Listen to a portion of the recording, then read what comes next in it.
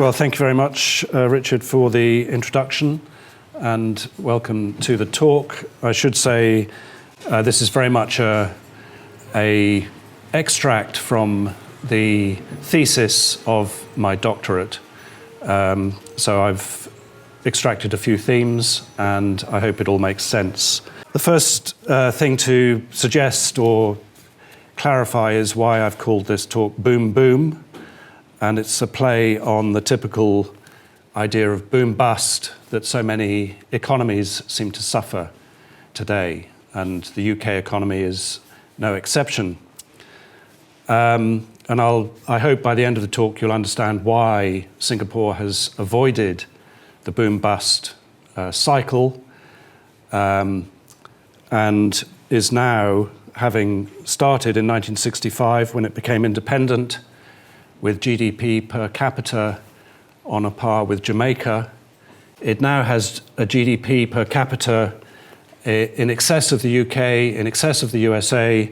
It is fifth in the list, up there with Norway, Liechtenstein, Ireland, who have their own particular reasons for having a very high GDP per capita.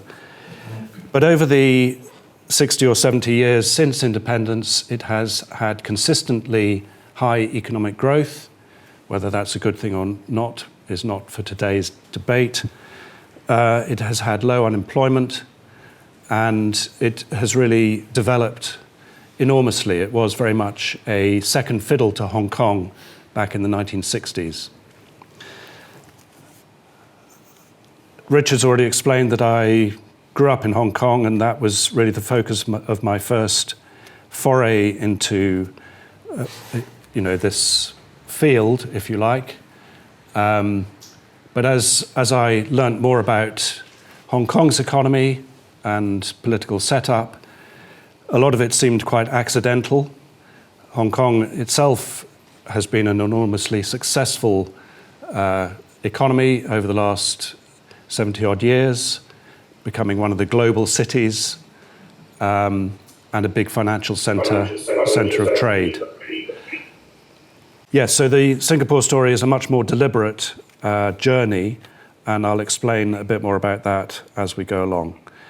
So there are three elements to this talk. There'll be a little consideration of land use, what is land?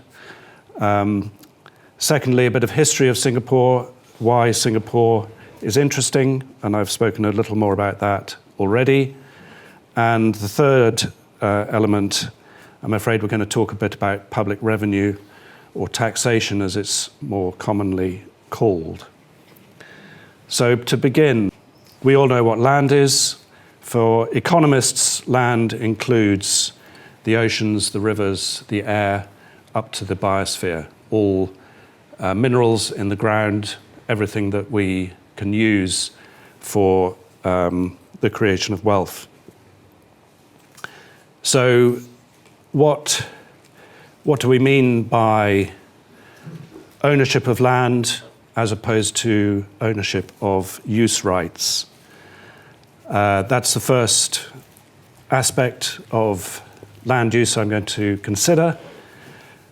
I'll then go on to land as a source of wealth, and then I'll talk a bit about the commons in relation to land.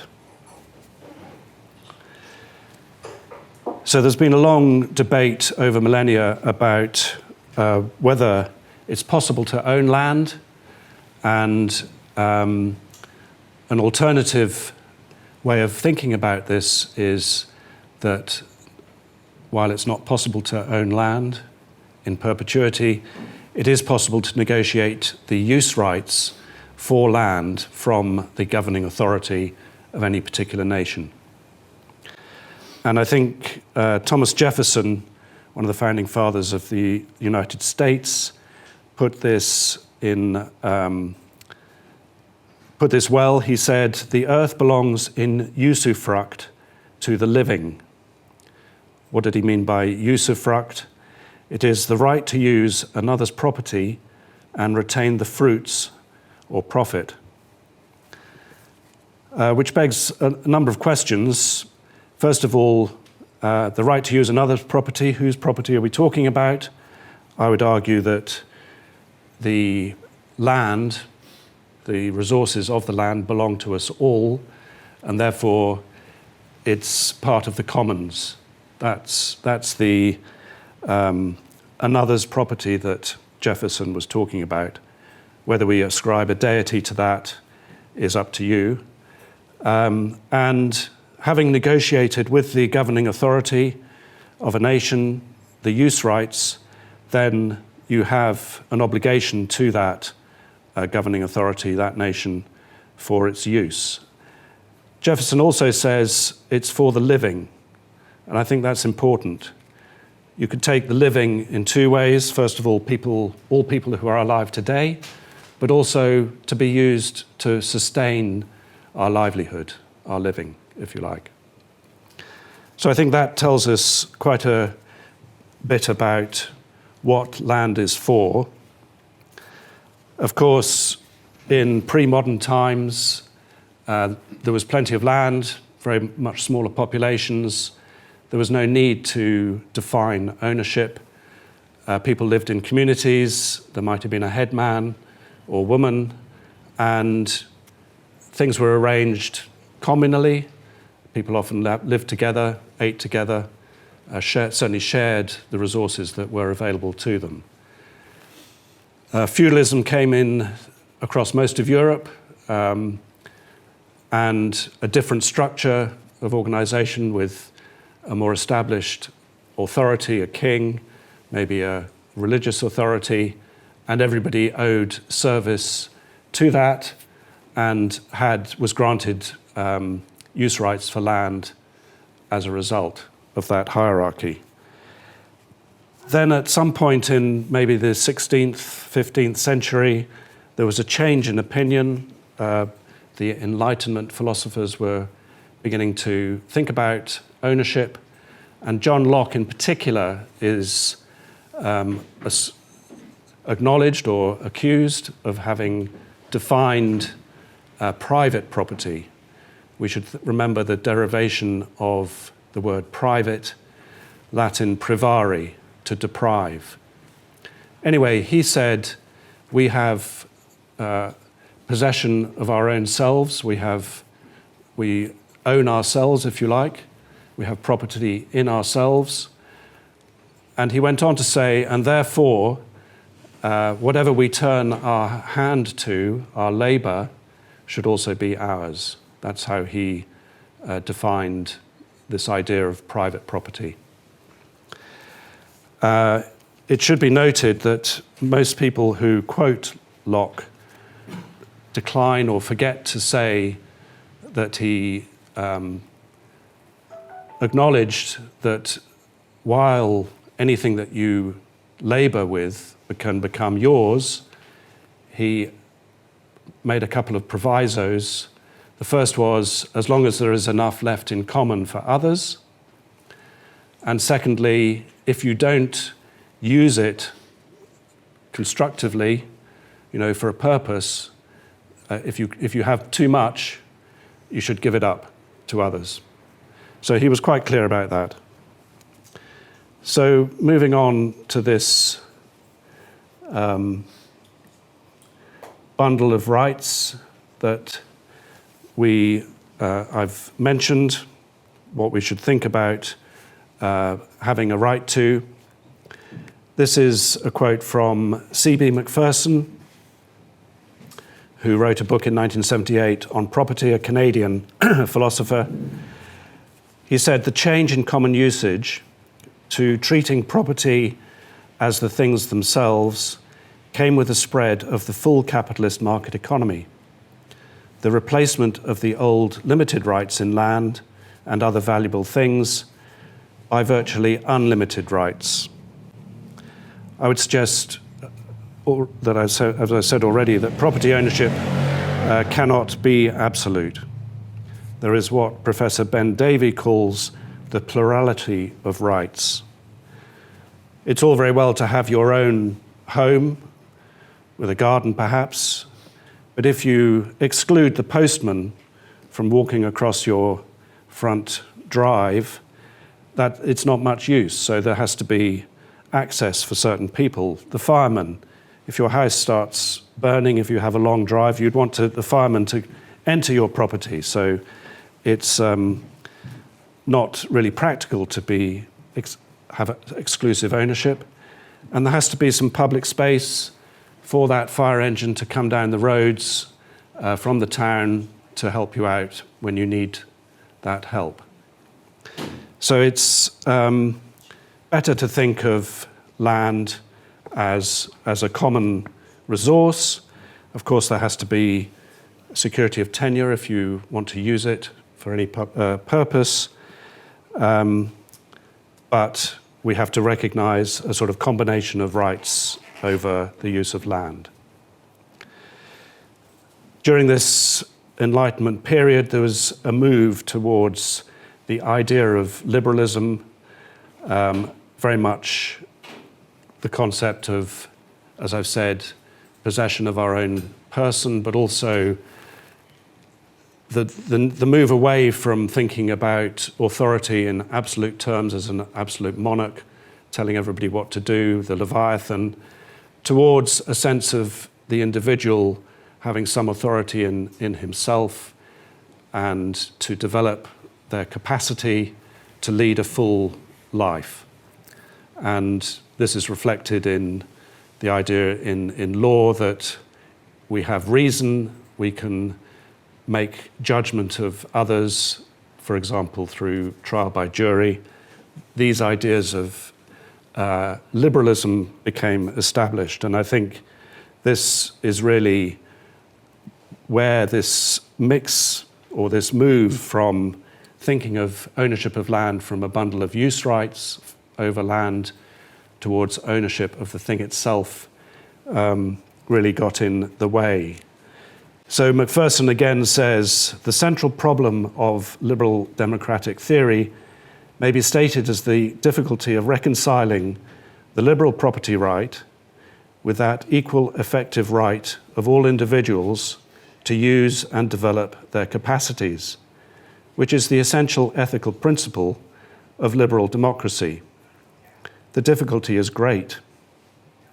For when the liberal property right is written into law as an individual right to the exclusive use and disposal of parcels of the resources provided by nature and of parcels of the capital created by past work on them, and when it is combined with the liberal system of market incentives and rights of free contract, it leads to and supports a concentration of ownership and a system of power relations between individuals and classes which negates the ethical goal of free and independent individual development. I'm sorry that's a bit of a mouthful. I'll leave it on the screen for a bit. You can contemplate it. But I hope you get the sense that there's a dichotomy between absolute ownership of land and the freedom to use it and exclude others, and the liberal principle that we all have the ability, the capacity to fulfill our talents. And if we don't have access to the resources in land, we can't do that. So, turning to land as a source of wealth, it's useful to recognize that land is not produced. It's here, we have it. It's ironic, of course, that Singapore has managed to create land through reclamation from the sea, up to about 25% of its land area, but I don't think it can go much further. Therefore, if land is not produced, it is not a product. And in our definition of land, we say land is not wealth.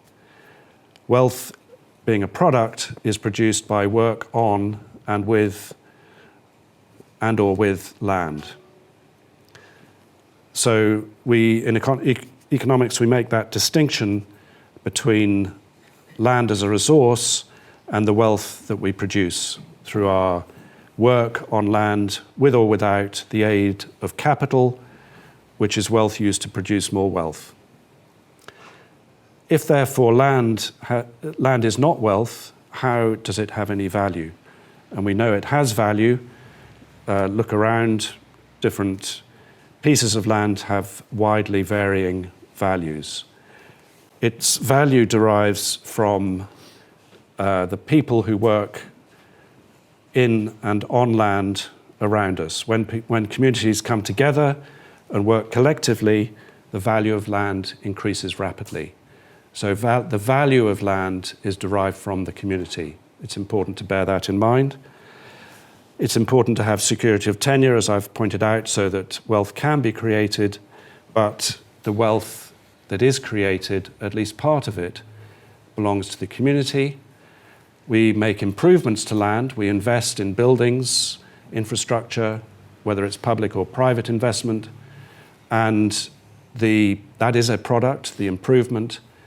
So the wealth that derives from using those pieces of capital or equipment or buildings, that is a product, and the return from that product belongs to the individual, but the return to land, if you like, belongs to the community, because it's the community that generates that value.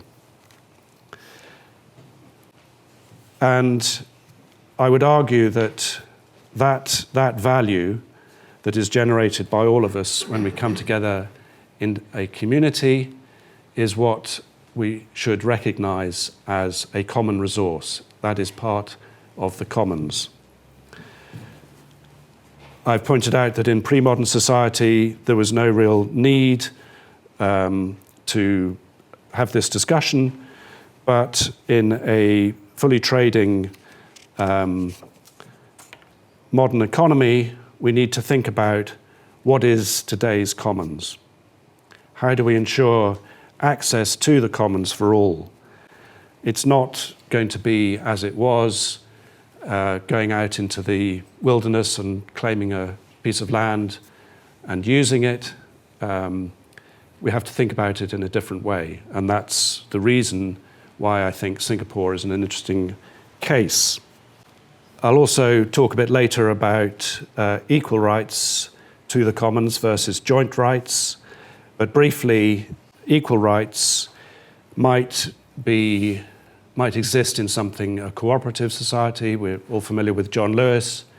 It's a partnership, and the members of that partnership have equal rights to the fruit of their labor within that partnership. Whereas joint rights extends beyond the members of the partnership. We all have a claim to the joint rights in the commons.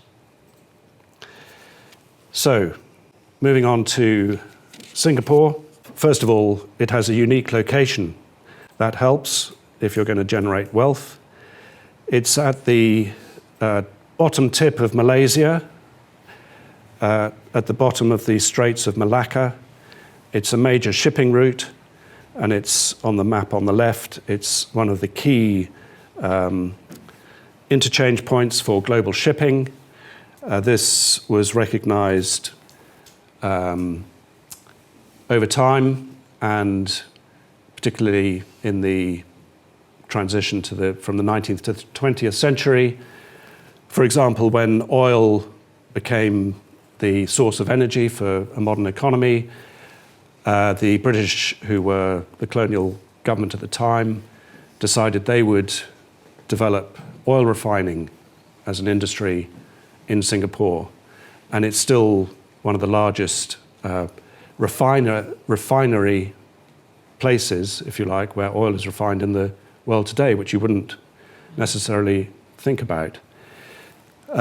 Move on 100 years, it's also where all the deep-sea fiber optic cables pass through the Straits of Malacca. They come up in Singapore before they go on to China, Australia, Indonesia, etc. So being in that place is a very important feature of the history of Singapore. It has 5.7 million people. That's similar to Denmark or Scotland. But it has a land area of only 716 square kilometers. That's on a par with Tonga, or Micronesia, or Dominica. I don't even know where Dominica is, I'm afraid. But we all know where Singapore is. It was a naval base for the British. It was a British colony for nearly 200 years, 150 years, sorry. And its location in the 20th century was also important as a supply point for America during the Vietnam War. It's now, it's retained its role as a port. It is, in fact, the second largest container transshipment port in the world after Shanghai. So it's still a very important location.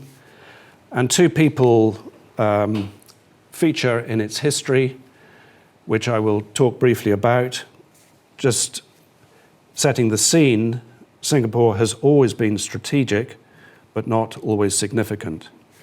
It did enjoy, in the 14th century, for a period of about 100 years, it was the center of a regional empire, if you like, including Malaysia, Indonesia, the Philippines, as a trading point, and it was a center of government. For some reason, it lost that importance for several hundred years until the man on the left, Sir Stamford Raffles, born in Jamaica, employee of the East India Company, worked his way up, eventually got posted to India. If you wanted to make your fortune in the East India Company, it was important to be posted. And he spent a formative period of his life governing Java during the Napoleonic Wars up to 1815. The Netherlands were allied with France, so the British took over the Dutch East Indies possessions during that period. And it was then really he formed this idea that Britain needed a trading post in Southeast Asia to improve their trade with the East Indies, but also with China. So he hatched a plan to find a location for a British colony, and he was keen that it should be a free port. He settled on Singapore, this little island at the bottom of Malaysia, and negotiated a lease in 1819 with the local sultan, and that's how it came into possession of the East India Company. 5 or so years later, this was confirmed in a treaty between the Dutch and the British, and around 1825 it became a British colony. Still under lease from the local sultan, but the British government, now established in the colony, started issuing leases for use of land. So it was a colonial possession, having declared itself as a free port. It attracted all sorts of indentured workers from China, from India, Pakistan, as we know it today, not only to work in Singapore in the port, but also in Malaysia. And most of the goods later discovered, tin, rubber, etc., in Malaysia, was shipped out of Singapore. So it was an important colonial port. Some 15, 20 years later, the British secured Hong Kong from China, and China began to eclipse Singapore, at least for a period. After the end of the Second World War, nationalism began to develop, or certainly prior to the Second World War. There was a move for independence for all these nations, and very much nationalism was in the air, both in Malaysia and Indonesia. There was a large Chinese population in both those countries, and Indonesians, Malaysians didn't really like the Chinese. The Chinese tended to be the traders, the merchants, the wealthier people in these nations, and there were repeated attacks on their property, on their premises, and the Chinese, therefore, were looking for somewhere as a refuge. And Lee Kuan Yew, the man on the right, who became Singapore's first Prime Minister, second Prime Minister during the handover between the colonial regime. He recognized the importance and wanted to secure a home for the Chinese population. And again, recognized Singapore as a place that could do that. So part of his ideology was self-reliance, and I'll talk a little bit more about that later, but he was also a socialist, and this is very important in understanding his thinking. So briefly, the Malaysia, the Straits settlements as they were called, negotiated their independence from Britain. There was then a Federation of Malaysia. Singapore joined that in 1963, but engineered, largely through Lee Kuan Yew, engineered their expulsion from the Malaysian Federation and became independent in 1965. So there were three, I just want to talk briefly about Lee Kuan Yew, three major influences on his life, his way of thinking. He was very bright. He came from a merchant family, Chinese merchant family in Singapore, who'd fallen on hard times during the Second World War. He won a scholarship to the local grammar school, if you like, and after the war was lucky enough to be sent to university in the UK.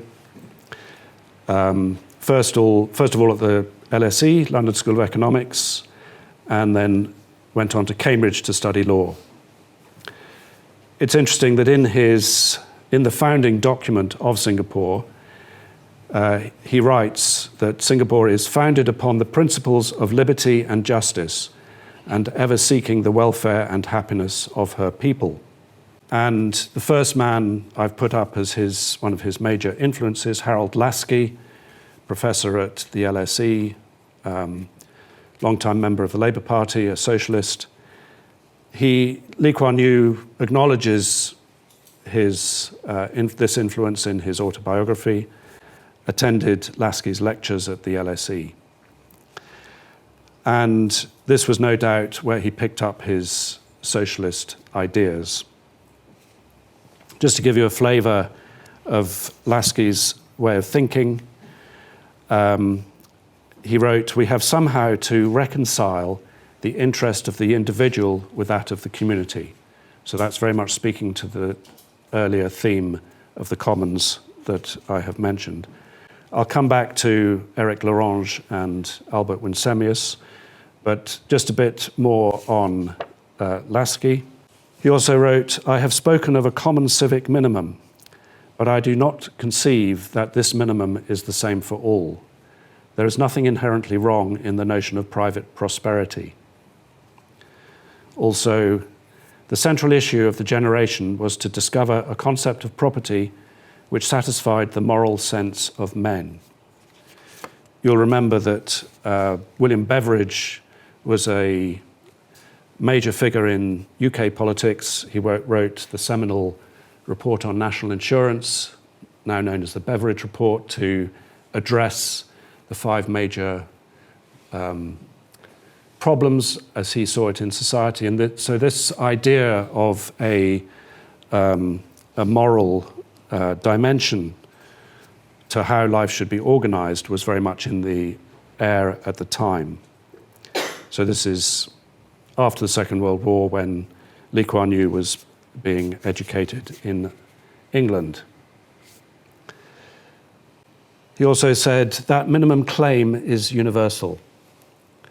If all men are to have equal access to the social heritage, one class cannot, in the nature of things, be specially placed to secure a double share. Owners are not entitled to levy a permanent tax on social effort. And I think he's referring to the community-created wealth that I mentioned earlier. So if under an absolute system of land ownership, the owner has a double claim. And this is what Lasky was trying to remove from the dimension of private ownership, if you like. So how did this all sort of come together in Singapore? The other two names, Erik Lorange, he was a Norwegian architect, town planner, very much influenced by the Scandinavian concept of mutuality and municipal endeavour. He was part of a United Nations development programme team who was sent to Singapore in 1962. He surveyed Singapore. He was tasked with coming up with a plan in a town planning sense to develop Singapore's economy. And at the time, the centre of Singapore, the sort of town centre, was a real mess of small boats in the river, small shop houses, as they were called, very little sanitation. It was a mess. The British had not really taken much interest in public works in Singapore during the 1930s, and there was this legacy of, as I say, overdevelopment, but not really very sensible development. Most people in Singapore lived on so-called kampungs, which were rural areas, really. Again, no sanitation, no roads, shacks, very much the informal economy. There was no real structure to the nation. So, recognizing the need for development, Lorange came up with a plan. He said, you must have the ability to acquire land, and having acquired land, you must then lease it to potential users for an upfront premium and a ground rent. And Lee Kuan Yew very much picked up on this idea. The other influence, Albert Winsemius, again part of a United Nations development program visit. He was an economist, and his advice to Singapore and Lee Kuan Yew was to invite foreign direct investment. And that certainly happened on a big scale.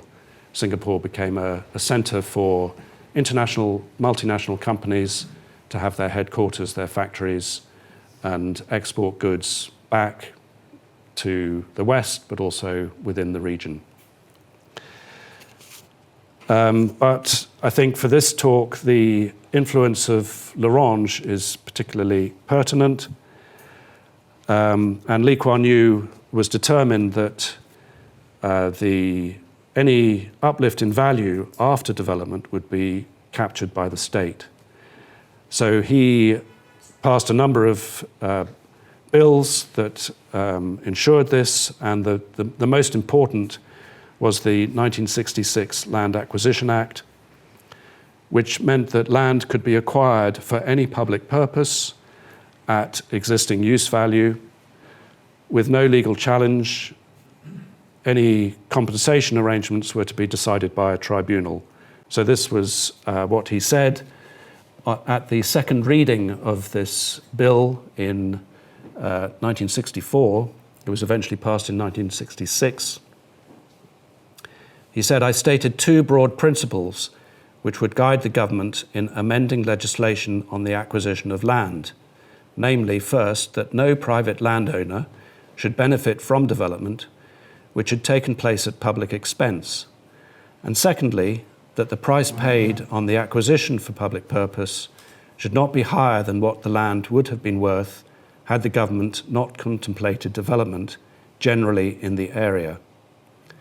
I said then that I would introduce legislation which would help to ensure that increase in land values because of public development should not benefit the landowner, but should benefit the community at large.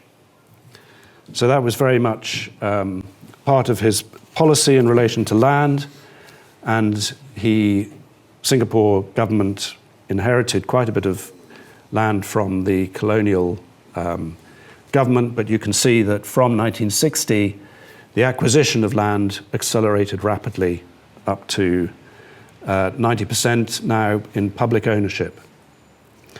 this principle continues. Recent history of a compulsory purchase of land in Singapore in the last 2 or 3 years was a golf course and country club that was owned by its members, in effect. They were the governing body. The government decided they wanted to improve a public transport system and needed this land, so they exercised their rights of compulsory purchase. They agreed a price for the country club. The owners, of course, objected, suggested a higher value, but they didn't get that higher value, and it was purchased. The club was closed. Another example, this piece of land in Lorong 3 Geyland, a 5.5 hectare site with, 2 hectare site with 191 terraced houses. Their lease was only for 60 years, which expired in 2020. In 2017, the owners of the properties, leasehold, were given notice that they would be evicted in 3 years' time, and that did happen. In many cases, they were given assistance to find alternative accommodation. It was done sensitively. There were no riots. The day, you can see the film if you go on, the news covered it, Singapore News covered it. It was all very peaceful, and that principle seems to be accepted, that the government has control of the land if it needs it for public purpose. So the whole setup of Singapore is based on recognition that there is something called the commons, and the use of the commons for the nation applies to any natural monopoly. The way the government is set up is obviously 90% of the land is now in public ownership. All utilities, energy provision, water, is governed by statutory bodies. These are public entities that are tasked with supplying water or energy, whatever it is, as profitable entities, but in public ownership. There are two the most important statutory bodies that were set up in the 1965. The Jurong Town Corporation was tasked with clearing land for industry, and on the west side of Singapore, they did that, invited in all the multinationals to build their factories. Quite often the Jurong Town Corporation build factories or office blocks, commercial centres that can then be leased by companies. That's how the industry, the commerce, if you like, of Singapore developed. The central district was bought up, rezoned, made available for developers to build office buildings and so on. The other important statutory body was the Housing Development Board, HDB, which decided an extensive structure of public housing was necessary to rehouse the people in the kampongs.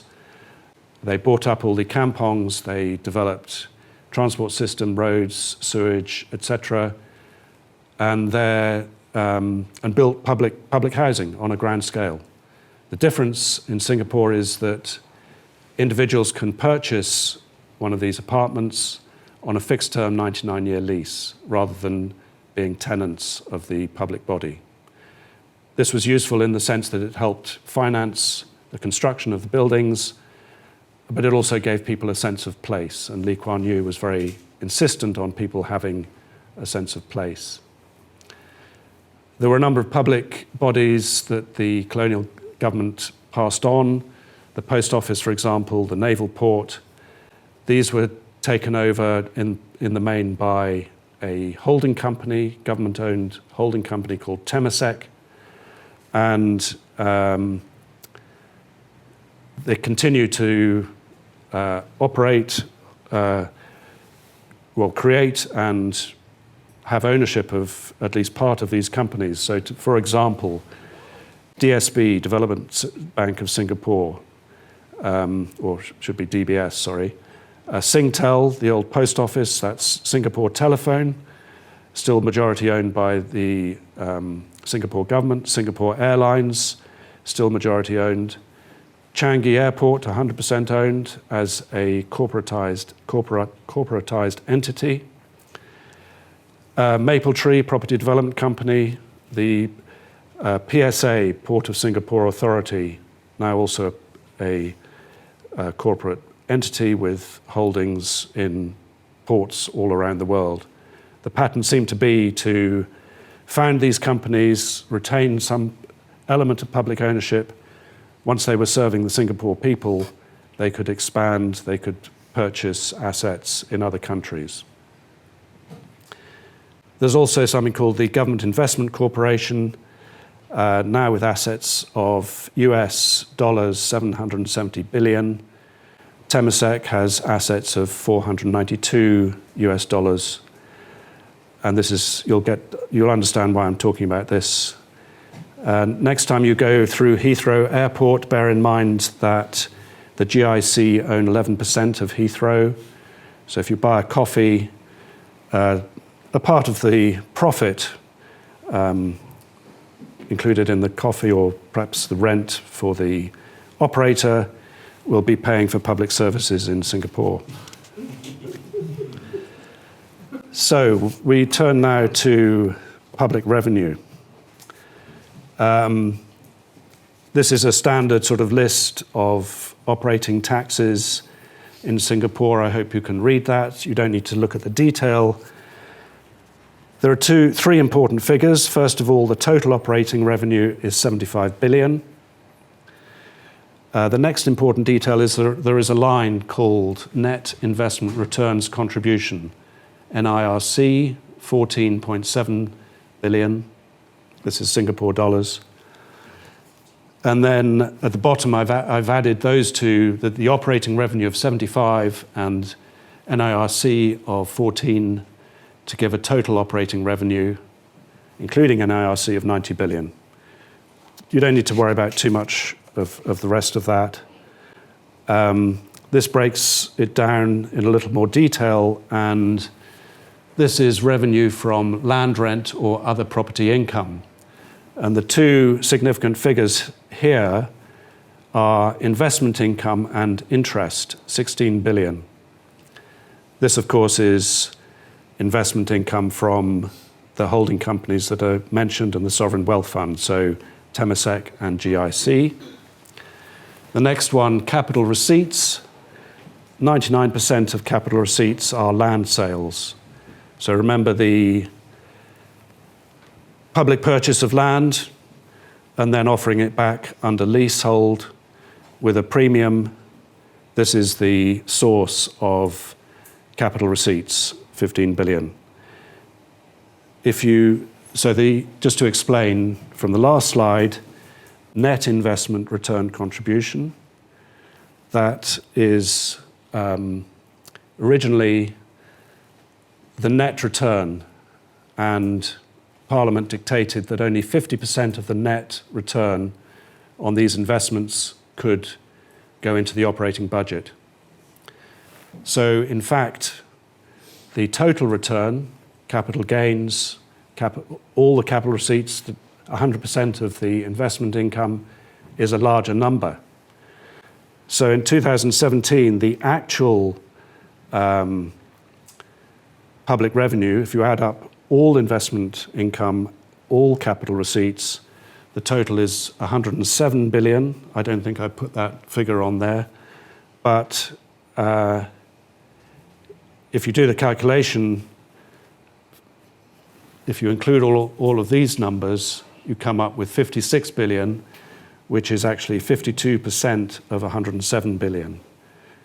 So the bottom line is that 52% of public revenue is derived from these categories: land rent, so assets tax, stamp duty, etc., including those capital receipts. This is a completely different arrangement of public revenue than almost any other country in the world. So these, I've explained, I think, where the source of this investment income is from Temasek, GIC. Statutory boards pay corporation tax equivalent, statutory board contribution, and if they make excessive profits, they also pay dividends to the Singapore government. Importantly, the capital receipts are categorized as past reserves, recognizing that land really is part of the reserve of a nation. And if it's past reserve, it shouldn't be spent today.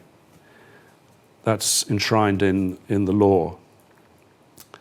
So although about 30% going back over 20 years of total receipts have come from these past reserves, investment income, capital receipts, it's not all spent. Only 50% in any given parliament is authorised to be spent. What it means is that there is a huge reserve, if you like, of assets which can be implemented to counter any fluctuation in the global economy, any downturn. This can be compensated relatively easily. COVID was the most recent example. They simply drew on a higher proportion of those reserves to support the nation during that emergency. Most other nations issued bonds, borrowed money to cover the crisis. So the net investment return contribution, if you go back to the first chart that I showed, it is now contributing 20% of government operating revenue. So if you like, that is not conventional taxes. That is not coming from the people of Singapore, their pockets, their work, their wealth creation. I'm not suggesting that everything is perfect. They could have thought about this in a different way, but this is where they are. The consequences are that there is a stable land regime, there is little opportunity for speculation, and we're all too familiar with speculation on land values in our own economy, and the consequences of that are boom and bust. Strong measures of control of development. Government of Singapore has a strategic investment plan. They've moved away from manufacturing. They've gone into the knowledge economy, biotech, etc., fintech, and the Jurong Town Corporation continue to invest in facilities that those kind of companies will need. So secure laboratories, work clusters, the sort of WeWork culture, and the economy continues to boom. Interestingly, there's a very successful property development industry in Singapore, even though they don't own land, which means they are forced to develop. They're forced to use their skill to develop, to bid for sites that become available by public auction. So they don't rely on holding land and seeing the capital appreciation of land for their profit. They rely on developing land. You'll have read that Barratt are purchasing Redrow, and if you read between the headlines, the reason they're purchasing it is to access the land bank that Redrow holds in the southeast of England. Strong measures of control. For example, Singapore in recent years has attracted international employees from banks, lawyers, consultancies from Hong Kong. The political situation in Hong Kong has become less attractive, so a lot of these high-value employees have moved to Singapore. This has caused upset in Singapore because the price of property for rent or purchase has gone up. So the consequence is that the government decided to double the additional foreign owners' stamp duties, foreign buyer stamp duty, to 60%. It was already 30%. That's a strong measure of control.